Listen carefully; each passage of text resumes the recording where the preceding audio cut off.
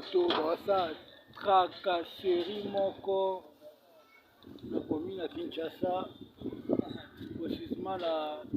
Itaga village